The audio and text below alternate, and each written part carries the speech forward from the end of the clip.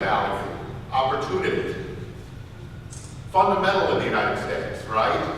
My goodness, it's the core of what it is, the American dream. America is supposed to be exceptional, even though our economic mobility rates are now lower than a lot of other countries, which ought to make us really question the direction of the country, because this is what the core defining feature of America.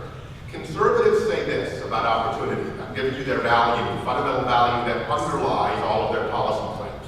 They say everyone who is moral, that is disciplined, independent, and hardworking, can make it. The free market provides opportunity to those who grasp it. Government attempts to redistribute rewards, severs the link between morality and success, undermining opportunity for all. This is my paraphrase of the conservative value of opportunity.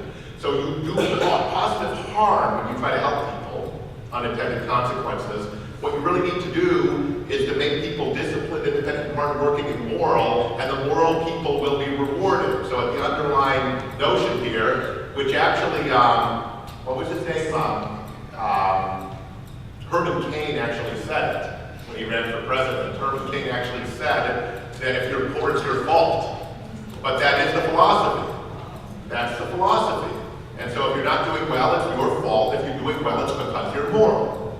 And so this is very powerful, but this alleviates our society from the responsibility to raise anyone up or to help anyone up the ladder, quite frankly, because it blames them individually. But what it gets down to, this is very, very important to understand, is that conservative ideology is based on individual causation. Individuals cause problems. So poor individuals making the wrong choices, having children out of wedlock, not getting the education they need in order to get good jobs, that's the cause. Not systemic, that is, we have 160,000 fewer jobs than we need in Wisconsin, and almost all the new jobs being created are poverty-level service sector jobs. That's a system problem.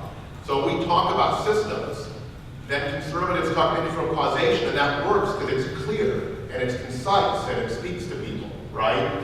So if you think about progressive opportunity, which is where we have to win the battle on the value of opportunity, progressives say that the unregulated market traditional social structures are unjust if just left to their own devices.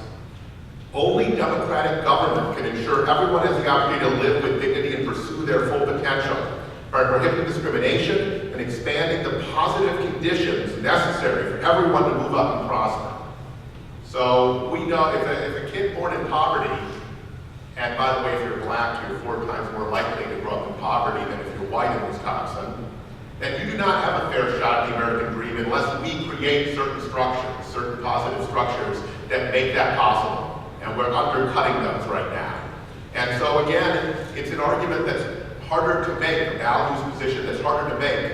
But first of all, it happens to be, I'll say this, it happens to be true. That is, that this is not a matter of that people in Milwaukee just happen to have less morality than people out in the suburbs or people elsewhere, right?